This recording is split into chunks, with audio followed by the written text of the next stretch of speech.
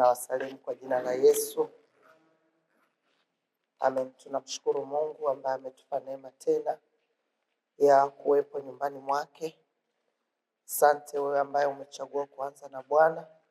Naomba tukasikilize neno la Mungu kutoka katika kitabu cha Yohana wa kwanza mstari wa 12. Biblia inasema, bali wote waliompokea aliwapa uwezo wa kufanyika watoto wa Mungu, ndio wale waliaminio jina lake. Bali wote waliompokea aliwapa uwezo wa kufanyika watoto wa Mungu, ndio wale waliaminio jina lake. Baba, katika jina la Yesu, asante kwa neema ambayo umetupa tena asubuhi ya leo kuweko mbele za uso wako, na ni muda mzuri wa kula na kunywa mezani mwako. Naomba Kristo Yesu useme na maisha yetu katika jina la Yesu. Amen. Bwana Yesu asifiwe.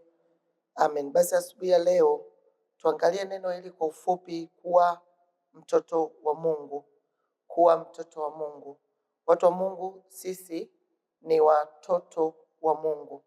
Na kama watoto wa Mungu, ninatamani kwa ufupi sana tuangalie haki zetu sisi kama watoto wa Mungu.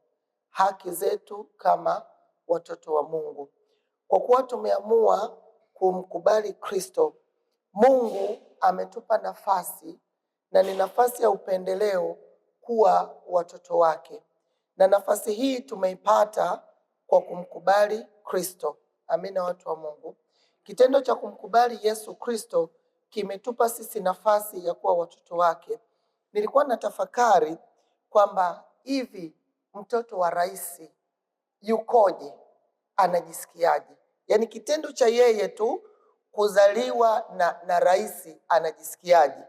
Nikawa najaribu kuwaza kwa sauti kwamba yaani hata anapotembea hawezi kuwa na hofu, kwa sababu anaijua nafasi yake yeye kama mtoto wa Mungu. Lakini hata anavyokula ali tu kama mtu wa kawaida, lakini hata mahali anapoishi sio tu kama mahali tu pa kawaida. Amina jamani. Sasa sisi ni zaidi ya watoto wa rais. Sisi tumezaliwa na Mungu. Sasa tunatakiwa tuweje? Nikutie moyo asubuhi ya leo, uwe na ujasiri mkuu. Amina, watu wa Mungu. Kwa sababu yani ikulu ya mbinguni ni nyumbani kwenu. Amina jamani. Na ikulu ya mbinguni tunatembea nayo sisi, si ndio jamani? Kaka Petro, si ndio? Kwa sababu Biblia inasema Kristo yuko ndani yetu, tunatembea naye. Kwa hiyo ina maana sisi tunatembea na ikulu. Na kama tunatembea na ikulu, ina maana ule ulinzi wa kimbingu uko pamoja na sisi. Na sisi wote ni mashahidi namna ambavyo Mungu amekuwa akituokoa. Si ndio watu wa Mungu? Sisi sio watu wa kawaida. Lakini kingine, unapotembea, tembea kwa ujasiri, kwa sababu mbingu inakusikiliza. Hivi jamani, mtoto kwa baba yake anahitaji kujibembeleza? Unaingia tu kwa ujasiri kwamba yani, kwa mfano Efraimu, unapoenda kwa baba una haja ya kuwazawaza. Lakini mimi ninapokwenda kwake, kwanza najiuliza, kwanza namuingiaje? Namuingiaje yani, kwa mfano yani. Lakini wewe ni baba. Yani hata unapokwenda kwake, unaenda kwake kwa ujasiri. Baba, nimekuja leo, nina jambo 1, 2, 3.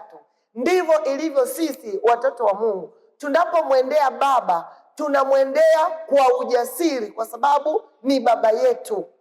Una haja ya kujiuliza. Lakini kingine, mahitaji yetu kwa baba yetu yawe wazi. Si ndio? Utamficha baba yako kitu? Una jambo lako utamficha? Sasa sisi mbona vitu vingine hatumwambii Mungu wetu? Ni rahisi kumwambia rafiki au jirani kuliko Mungu. Kwa nini? Nikukumbushe na nikutie moyo tena asubuhi ya leo, mahitaji yetu hata yale ya ndani, tukae na baba tumwambie. Kwa sababu kingine, hata usipomwambia yeye anakujua. Si ndio jamani? Yani yeye usipomwambia yeye anakujua. Lakini kingine, hata kama kuna mahali hauko vizuri, yeye anakujua. Huyu baba tuliye naye, tofauti na baba wa duniani, yeye anatujua. Huwa napenda kusema hivi, tunapoenda kwa baba yetu tujichane chane. Amina jamani. Tujichane chane. Tafsiri yake ni kwamba moyo wako upasue, uwe wazi mbele zake, kwa kuwa hata usipomwambia yeye anajua. Mwambie Mungu vile unavyojisikia, mwambie Mungu namna ile unavyompenda. Huwa nawaambia ni kama vile nawachekesha, lakini siwachekeshi. Kuna wakati unafika unamtafakari Mungu, unampenda kwa yale aliyokufanyia, unaishia tu kusema yani Roho Mtakatifu, yani Roho Mtakatifu, chukua makopa yote, chukua. Yani hapo ndo niko kwenye maombi, niko mimi tu na babangu, naambia ni Roho Mtakatifu, makopa mekundu ya kwako, ya kijani, ya blue, yani yote. Unafika mahali yani unashindwa namna yani huyu Mungu anavyokutendea, yani unashindwa umweke kwenye kundi gani. Jana tulikuwa tunaongea kwamba unafika mahali unamtafakari Mungu, nadhani tulikuwa kwenye idara, unafika mpaka mwisho yani hufiki namna alipokuvusha kwenye jambo fulani, namna alivyokuokoa na hatari fulani. Juzi tulisikia hapa habari ya ndugu yetu mzee wa kanisa alipopona kwenye ile ajali. Hivi najaribu kuchukua nafasi yake, anapokaa akikumbuka namna Mungu alivyomuokoa, anabaki tu kusema Bwana jina lako lihimidiwe. Amina jamani. Sasa Mungu sisi ni baba yetu, na kama baba yetu tunastahili sisi kumpa sifa zote, tunastahili sisi kumpa hisia zetu vile tunavyojisikia. Na hata kama umeamka unajisikia vibaya, mwambie Mungu, yani leo mimi sijisikii, moyo wangu hauna raha, Mungu moyo wangu leo unajisikia vibaya, Mungu nisaidie. Na kwa kuwa yupo daima, huwa anaachilia msaada wa karibu. Bwana Yesu asifiwe sana. Kwa hiyo sisi ni watoto wa Mungu, tutembee kwa ujasiri na tuwe na amani sana, kwa sababu Mungu aliyeziumba mbingu na nchi ndiye baba kwetu, na ametupa nafasi hiyo ya upendeleo. Wengine sio baba kwao.